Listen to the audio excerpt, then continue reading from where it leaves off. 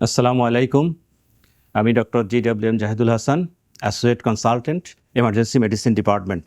জীবনের সবচেয়ে গুরুত্বপূর্ণ সময়ের জন্যে একটা দ্রুত, সঠিক এবং নির্ভরযোগ্য চিকিৎসা খুবই প্রয়োজন। এই লক্ষ্যে ইউনিকো হাসপাতাল এমার্জেন্সি একটি বিশ্বমানের এমার্জেন্সি মেডিসিন ডিপার্টমেন্ট নিয়ে এসেছে বাংলাদেশের আপামর জনসাধারণের জন্য।